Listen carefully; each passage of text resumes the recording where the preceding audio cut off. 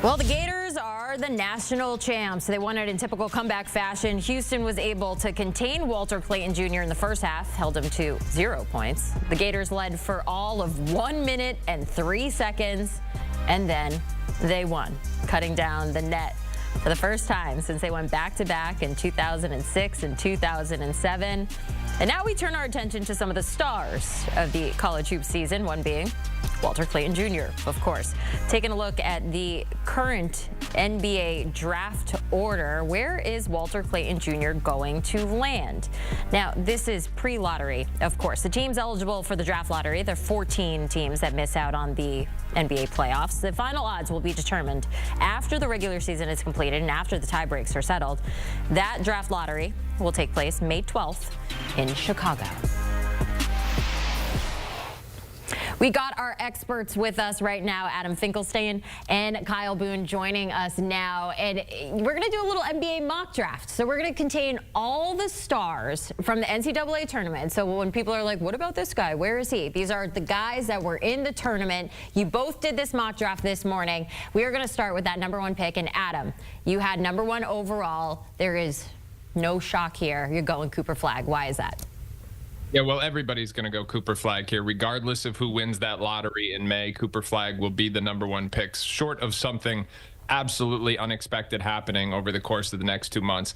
Flagg was every bit as good as advertised in his freshman season at Duke. He was the player of the year. He will be the #1 pick in the draft. He will become the 3rd player overall in history to check both of those boxes as a college freshman, joining Zion Williamson and Anthony Davis.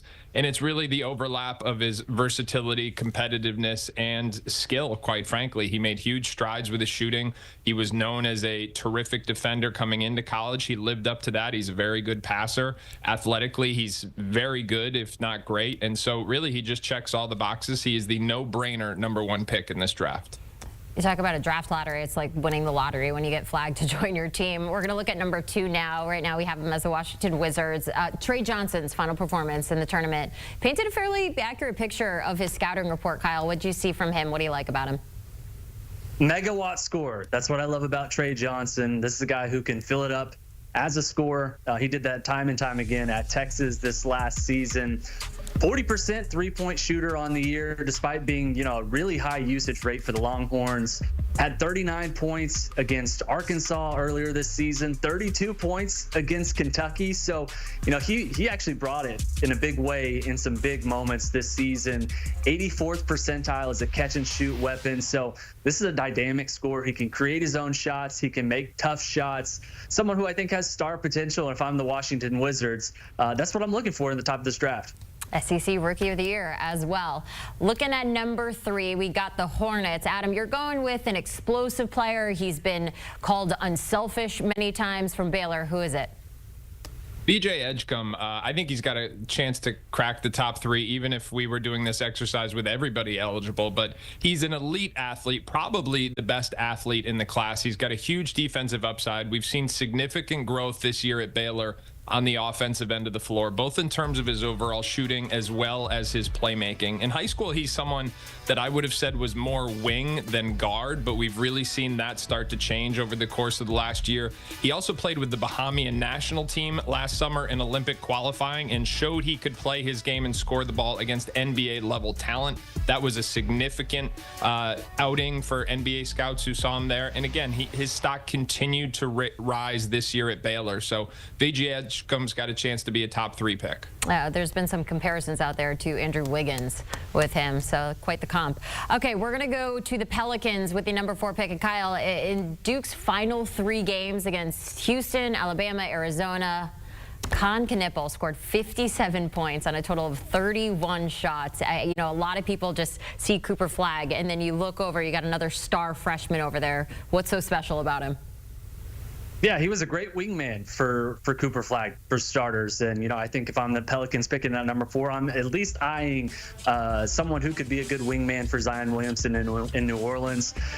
He shot 40% from three-point range as a true freshman at Duke this season. Duke won 35 games. That was in no small part because of Kon Knueppel's contributions. This is like a supercharged Ty Jerome, and someone who I think has a really high floor in the NBA. He's 6'7". He's super savvy. 90th percentile as a jump shooter. Kon Knueppel's game, I think, translates at a really high level just because of his smarts, his ability to create both off the dribble and as one of the best shooters in this draft. Also stepped up big time when Cooper Flagg went down. We're going to go with the Sixers having the number 5 pick. Adam, you're going with a Maryland little star out there. Scouts thought really highly of Queen before the tournament.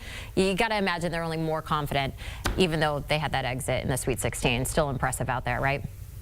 Yeah, that's exactly right. I think he really helped himself during this NCAA tournament. About a month ago, Kyle and I were debating who the best big men were in this draft. Queen was certainly in the mix, but I think he has started to inch his way towards the top of that group. Now, he's a little bit of a different type of big man. People will make the Joker comparison, and I think that is probably too grand. But think about someone like Alperen Sengun with Houston because of his skill set. The shooting, which you see here, I'll tell you what, if he makes threes, it opens up a whole nother upside, because what we know is he has magnetic hands. He can play make off the bounce for someone his size. He can really pass, and because his hands are so good, he's also a high volume rebounder. So you're going to be able to play through him and facilitate a lot like Sengun does in Houston. And again, this is a prototype that is becoming increasingly popular in recent years. I think Derik Queen is a trending name in this year's NBA draft. That might be the first time I've called of a guy who's 6'10" a little star. Maybe I should say big star next time. Yeah, you know. All right, it's the Nets at number 6. Now, despite that early exit from the tournament for Oklahoma, Jeremiah Fears, 20 points against UConn, added some more highlights to his resume out there. What do you like about him? Yeah, there's star potential here with Jeremiah Fears. I think that's what I'm interested in. Just a true freshman at OU, but he was really, really electric, especially with the ball in his hands. He's really dynamic as a ball handler, could show that he could get down into the paint and create paint touches and create for himself and for others. You know, only shot 28% from three-point range this season. There's some questions, right, about his slender frame, how that's going to translate at the defensive level, and then can he finish at NBA length? I think that's another question too. But you know, I think the star power is there. If he can develop his jump shot a little bit more, add that to his dynamism as a ball handler, I really like the upside here with Jeremiah Fears. Adam, who do you like with the number 7 pick to the Raptors? They're the guy you're about to name. There's some mixed feelings on this player. You know, quite frankly, I have mixed feelings about this. It's Kasparas Jakucionis, and he was up as high as number 3 in some mock drafts. Starred for Illinois, and he was terrific in December. Looked like one of the best freshmen in all of college basketball, and that continued into January. Unfortunately, there was a dip as this season went on, and there was just a lot of inconsistencies. We're talking about a big guard who's got on-off ball versatility, a really high-level feel for the game, the ability to play pick and roll, and theoretically shooting ability, even though the shooting splits aren't quite as high as most people expect. I'm not sure he called bank on that one, Jenny, even though we showed it in the highlight reel. So that's going to be a key variable for him. How well does he shoot it? Because he is not a dynamic athlete by NBA standards. And again, there was that inconsistency, especially down the second half of the season, that has scouts pretty far across the board on exactly where he might land on draft night. Always tough to know which guy you're getting when that happens. The Spurs at number 8. So Jase Richardson scored 20 points on just 8 shots against Ole Miss. Kyle, his shots, they just wouldn't fall, though, against Auburn. Tell us more about Jase. Yeah, but they did fall for most of the season. And, you know, I think there's a big thing to be said about a true freshman earning trust from a Hall of Fame coach in Tom Izzo. True freshmen have really not done that through the course of Izzo's career, but Jase Richardson was able to do that, shot 41% from three-point range as a true freshman. And Izzo talked a little bit earlier this season to our colleague Matt Norlander and said, I don't think he would be allowed in Vegas because he has a photographic memory. So this is a guy who processes the game at a really high level. He's very smart. The son of Jason Richardson, who was an NBA player before, so he has some pedigree as well. This is someone who I think can be a really high-level shot maker at the NBA. I'm buying the stock in Jase Richardson. I've continued to be high on him throughout this draft process. I think he could go in the lottery in this draft. All right, Kyle, we're coming back to you on this one. We heard this name time and time again, Walter Clayton Jr. Some experts have him much further down in their mocks. Why do you like him at number 9, currently going to the Rockets?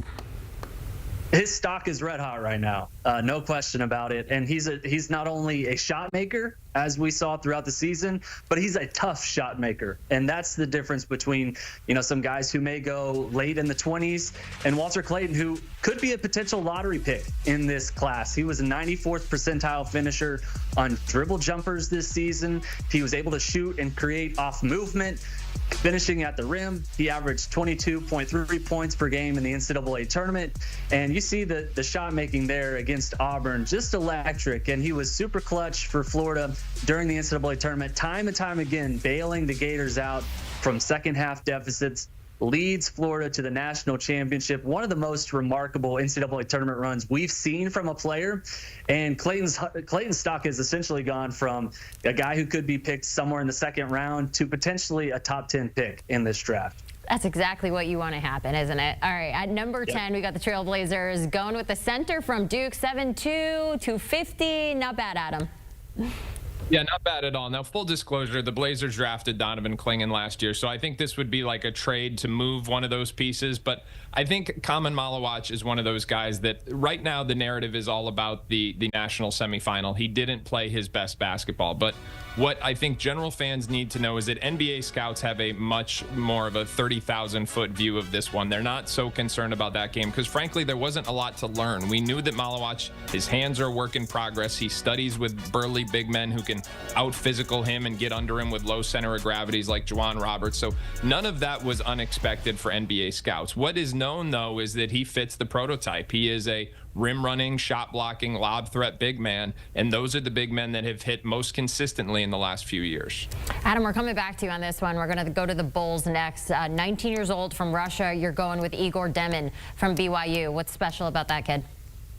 Well, what's special is his passing ability. He may be the best passer in this draft. He has terrific positional size in the backcourt, but he too is a polarizing prospect. I mean, if you like Egor Demin, you're thinking, okay, big point guard who can really see the floor and facilitate. If you're a skeptic, you're worried about the shooting and you're worried about his ability to handle the ball against pressure. In fact, we saw several times this year, BYU would let someone else bring the ball up the floor only to then get it to Demin and allow him to play pick and roll and facilitate. But you really have to be able to do both of those things to be a full-time floor general at the next level. And the shooting has to come as well. Otherwise, defenders are going to help off you all day long. So those are two variables he's got to address. But again, the perimeter size, the passing, the floor vision, that's what makes him special. He's got all of that. We're going to look at the Heat now, Kyle, at 12. Now, regardless of Liam McNeely's tournament performance, you got to imagine that these scouts have a pretty clear picture of what the UConn star offers and also on the flip side, like what he doesn't. So break that down for us. Yeah, I love McNeely's game, and this is someone who I'm selecting for the Miami Heat because of his versatility. I think he can fit in almost any situation. He played at Montverde Academy next to Cooper Flagg, one of the most talented high school teams in high school history. Went to UConn, was a one and done playing under Dan Hurley, who, as Hurley says, is the best coach in the bleeping sport. And, he's got a big frame. He fits basically any position, can shoot it both inside and out. I think he's a good defender, an energy guy. And, I think in Miami's case, he brings a little bit of a nasty streak. And that's what I'm looking for if I'm adding to that core down in Miami. This is a guy who I think would prioritize with the lottery pick in this draft. Nasty streak. I like it. All right, the Mavs going with pick number 13. Adam, you're going to Colorado State here. Overall production development from a year ago, definitely, you would imagine, won over some more NBA scouts. Talk to me about Clifford. Well, Nique Clifford is someone who really helped himself in this postseason and even the final weeks of the regular season. The knock on Clifford coming into this season was that although he was a stat stuffer and a two-way player, that his lack of perimeter shooting could be really problematic in terms of how his game would translate to the NBA. But the perimeter shooting made a significant jump this year. Scouts are much more confident about his ability to make spot-up rhythm shots at the next level than they were a year ago. And that has really helped his stock. All the while, he has continued to stuff all columns of the stat sheet, almost like, dare I say, almost no player in college basketball. That's probably a little bit of an exaggeration, but not by much. I mean, he is hugely versatile, and with the shooting now notably improved, I think he's going to be a name that we're going to hear a lot more about here in the coming months and weeks. There's going to be a lot of names we're going to be hearing a lot about over the next couple of weeks, I'm sure. And then one of those names is Will Riley. We're looking at number 14 with the Hawks. Scouts say that they saw the best and the worst of Riley in the tournament. What did you see from him, Kyle? Yeah, the NBA draft, Jenny, is typically a place where NBA teams really like to prioritize youth. And in the case of Will Riley, I think he brings that. He played as an 18-year-old freshman for much of this season with Illinois, turned 19 earlier this year. Really dynamic, 6'8". He's from Canada, had some huge moments down the stretch of the season as a scorer. Good mid-range finisher, can get into the paint and finish. And I think he's kind of just scratching the surface of what he can be at the NBA level. Illinois was a really fun system for him to play in, showcased his ability to finish next to Kasparas, Jakucionis, who we talked about earlier. So I think Will Riley's a guy who's going to be rising up draft boards as people look into him and evaluate him from his freshman season. There's a lot to like with Will Riley. Adam, Kyle, many more mocks coming in your future. Appreciate you two so much. To get more, check out 24/7 Sports. You can subscribe on YouTube for all of the latest.